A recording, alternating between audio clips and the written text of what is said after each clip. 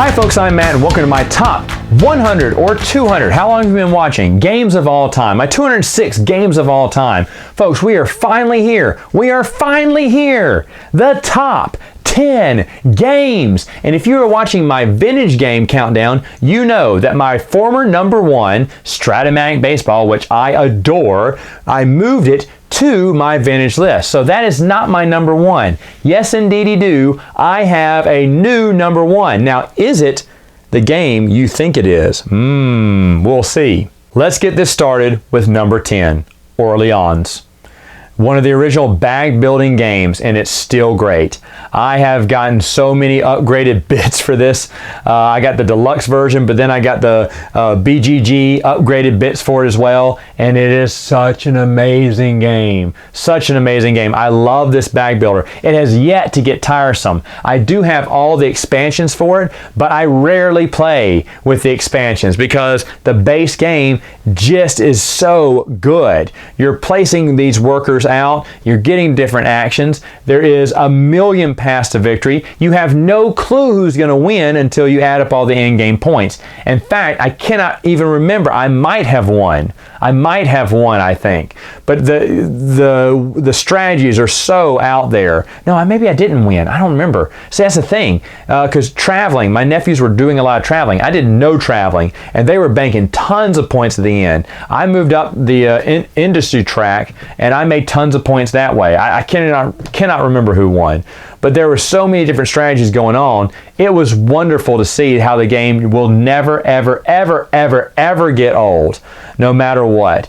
I just find more and more to love about this game. I remember I talked to someone a few years ago, or maybe a year ago when it just came out. I said, what do you think of Orleans? Isn't that great? He said, it gets old after a while. I said, really?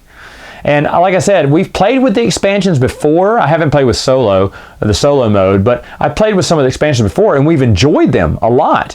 But we just keep going back to the base game. I'm not saying you shouldn't get the expansions. I think the expansions are fine and will add some variety to your game. But we're continually happy by playing just the base game on this every time because Orleans is a solid game. Now, last year it was number 9. So it just moved down one spot. I mean, it's hard to move up in the top 10 here, up higher. But there is one game that beat it, and it is a new game. That's right, folks. I finally had a new game that made it into my top 10. And it wasn't. Originally, when I played it first of the year, I was like, this is definitely going to be on my list. And then as I kept playing it, it got better and better and better. And finally, I said, Russian Railroads is a fantastic game. My number 9, Russian Railroads. Oh my goodness. It's a worker placement game dealing with locomotives. Now, I have been wanting a train game forever. I have tried and played several train-themed games. I hate them all. None of them have interested me. And when I heard about Russian Railroads, I was like, okay, let's check this out. A guy was selling that and German railroads together. I said, well, yeah, I'd like both. Let's do this. So I won the bid, won the auction, paid a little bit for it because of the German railroads expansion. And then it came in. And I played Russian railroads and I fell in love. And then later on I played German railroads. I was like, this is even better. And then I got the little third expansion called American railroads. I went, this is not bad either. And so playing through all these, it's just such a fun game, worker placement. Like I said, you're of course pushing these trains across these tracks, trying to get the biggest points in the game. Folks, Russian Railroads, the base game, is easily available. I think you can get it for cheap, and really that's all you need. German Railroads is the expensive one, but I'm here to tell you, forget what I said in my review. I'm changing my mind here. I think the best expansion, shockingly enough, is American Railroads, one that you can get still in the BGG store. It just switches up the game and makes it just so wonderful to play. I've been playing that one a lot lately, and I was like, man, this is great.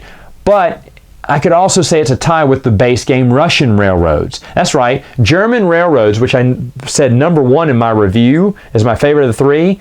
Now it's number 3. No reason in particular, it's just the coal. I notice we're not using it as much as we did the first few games. And coal's still important, that's a big thing in the German railroad game, but I'd also like the different boards too. You can't lose. But I'm just saying, if you can't get the German railroads, don't worry about it, because Russian railroads and American railroads are really cheap to get, and those are some of the best. The base game and that expansion are phenomenal. If you just have those two, you have a great game. It's like an answer to my prayers. I've been wanting a railroad game for a long time, couldn't find one, finally found one, played it the heck out of it earlier this year, and played a little bit more this summer, and over the summer I was like, this is still a great game, and I had it in my top 20, and I was like, no, I'm going to move this up to my top 10. I think it's that good. Now, will it go any higher? Who knows? But Russian Railroads, awesome, awesome game. Number 8 is really no surprise to me that this jumped into my top 10. It is the Voyages of Marco Polo. Folks, it's a dice placement game where you're going out there, getting resources, taking actions, moving across the board, fulfilling contracts for points. There's just so much going on. I do have the expansion. The expansion is a little expensive to get. It is nice to have. It's not a must-have. Some of the mini expansions for it I do enjoy, like the maps, the shortcuts. That's really cool. We play with that quite often. But even if you just get the base game, Voyages of Marco Polo, it's great. Now, I hear they're coming out with a Voyages of Marco Polo 2. I don't know if this is a reprint with the hard-to-find expansion or just an extra expansion to the game. Either way, I'm interested because Voyages of Marco Polo, when I first had this last year, it was number 23. And I thought, if I keep playing this, it'll keep going up. It's going to be in my top 20. Well, I was wrong. It made it up 15 spots and made it into my top 10.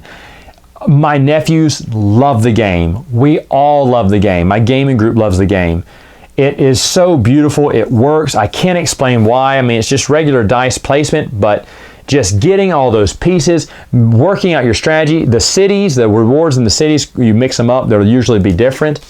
So there's some variety there in your game, replayability, I should say. Oh man, the expansion is nice too. Again, we play with that, but it's not needed. Sometimes I'll just play with just the base game. But Voyages of Marco Polo, oh, be still my heart. Great, great. I don't know how easy this is to get, but if you should pick this up. You should pick up all of my top 10. They're perfect. They're wonderful. Number 7, Santa's Workshop. I hope the creator is watching this. I love Santa's Workshop so much. This is a worker placement game, Christmas themed, where you are elves, but technically you can train your elves to be good at different things. That means each meeple looks different, and each meeple comes with their own special ability too as they're going to school, and they're building toys for Santa. And of course you're getting cookies, which are points in the game. The game is absolutely charming. I love the Christmas theme. It's the only Christmas theme game I have. It's the only time, I hope the designer's watching this, I am a hard nose about no Christmas music shall play in my house unless it's after Thanksgiving. I stick to that. I frown on my wife. If she turns it on, I turn it off. I don't allow it in my car either. I get miffed if she's listening to Christmas music before Thanksgiving. I'm a stickler on that. But when we play this game, and we play it year-round, I will let Alexa, my Echo, don't want to say the name because it'll respond, I will let my Echo play Christmas music.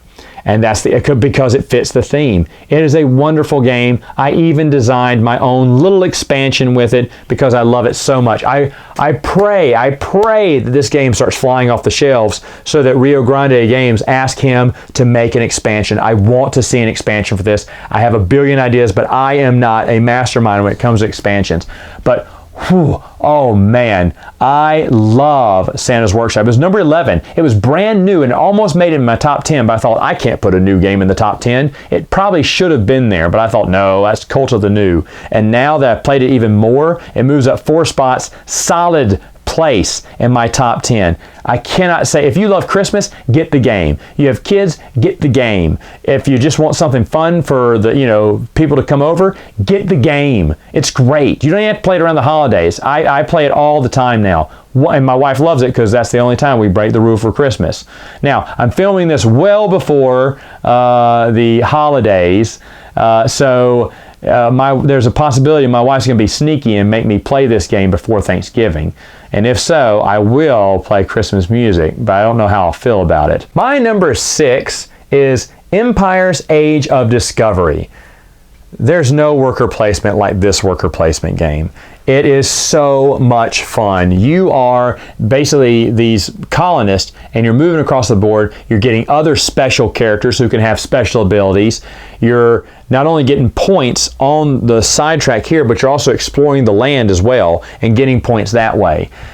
A lot of ways to get points. We use war and battle all the time, something that we never use until someone figured out, hey, this is a really important spot. And now a lot of people go to war and battle as well. Such a great game. I want to play this with a ton of people. I mean, the max amount. I think, what is that, 6? Because I think that would be unbelievably hectic, but I would love every minute of it. The game has a million different facets. It's very important. My strategy always changes every time I play. That's how well it is. This is from Eagle Griffin Games. Folks, buy their everything package that comes with everything, because even the regular coins are really nice. The metal coins are even better, but seriously, I'd love playing with the little plastic coins too. Man, I love this game. Obviously, it's in my top 10. All these games I really love, but this is a game. It comes out, it's in a solid box. I mean, a hard, nice, good, it's well built, well designed, looks beautiful on the board.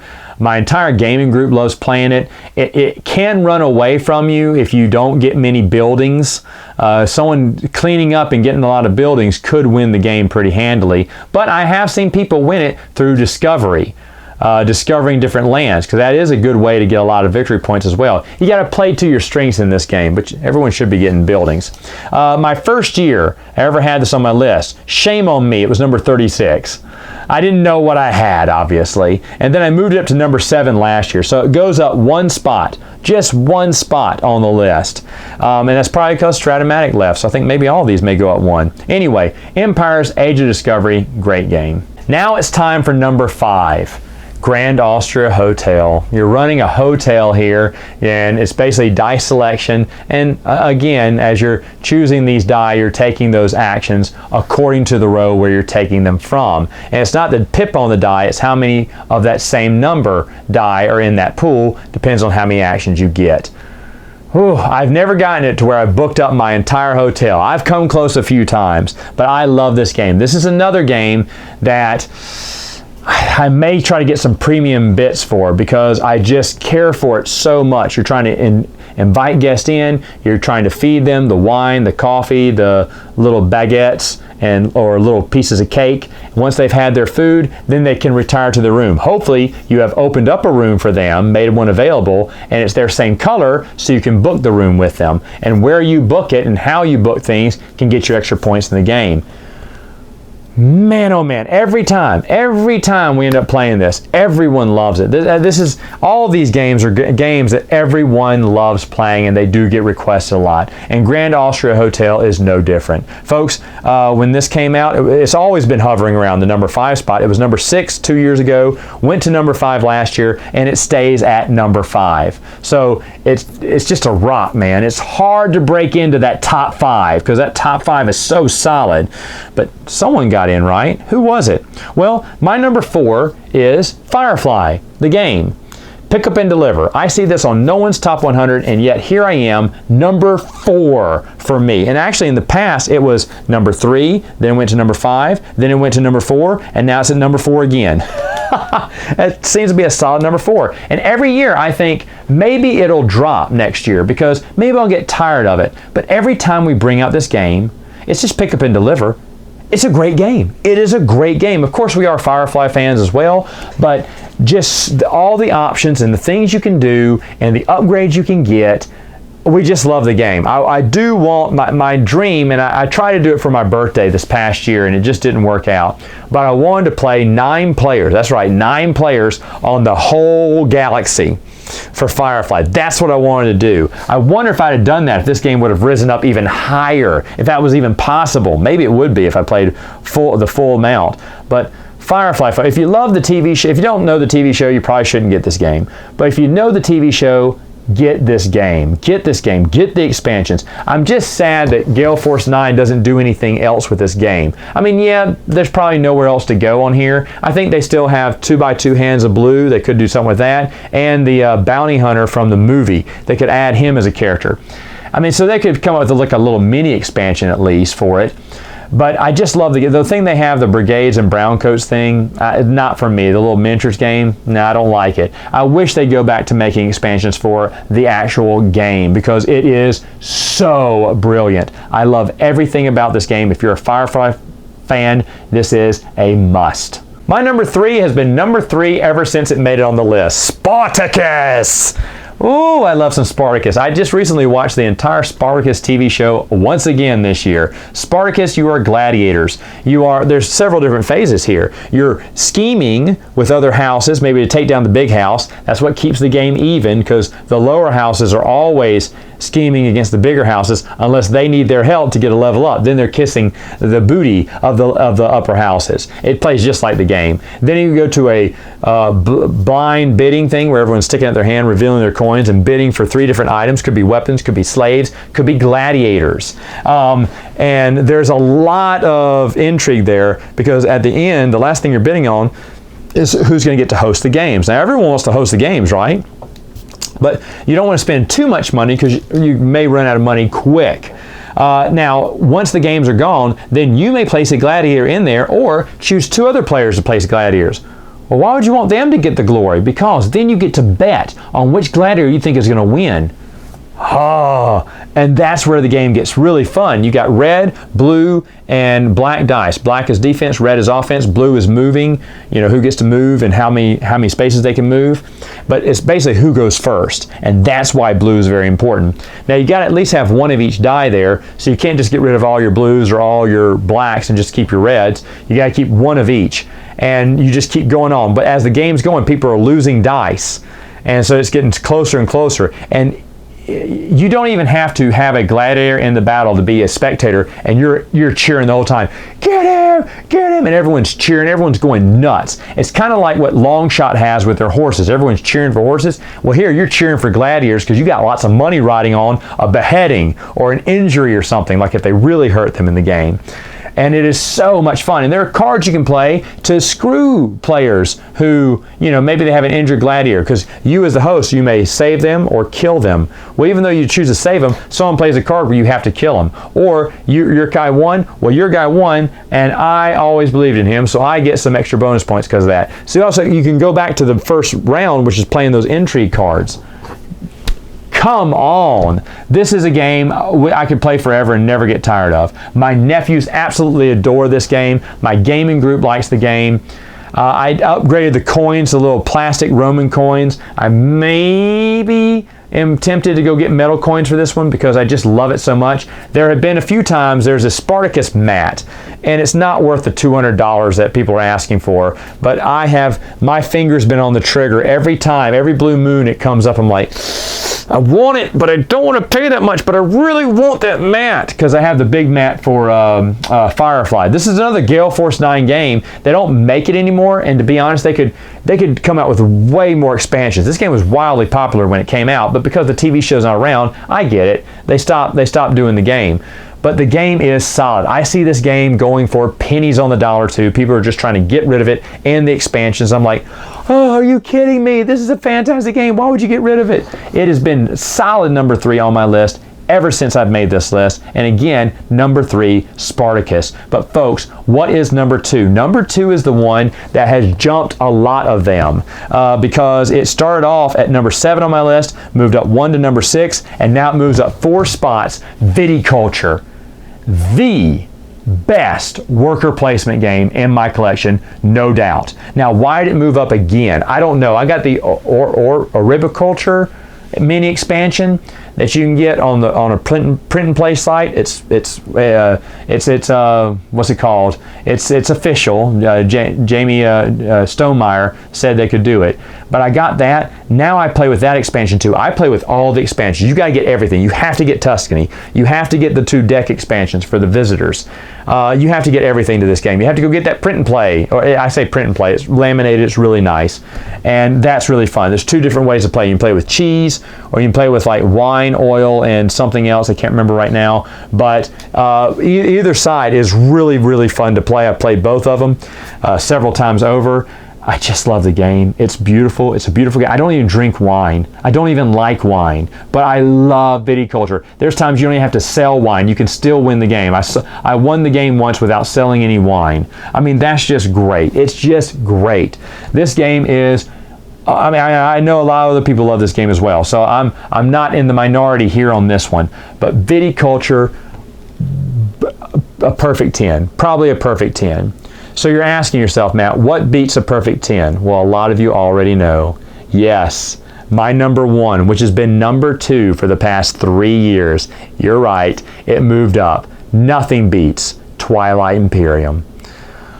Now, I have number 3 up because it looks like no one will play 4 with me anymore. I told you last year we played all through 4 and we're going to play 3. Well, I lied. I didn't bring my adult gaming group into the Twilight Imperium games. I just took Twilight Imperium 4 to my nephews. Now my nephews are tired. They want to play 3 again. They just love all the extra sandbox items that you get in 3 that 4 just doesn't have right now. I love the mechanisms of 4. I love how it works. But I can totally agree with everyone that I do miss all of those those expansions that the 3rd edition has that the 4th edition doesn't.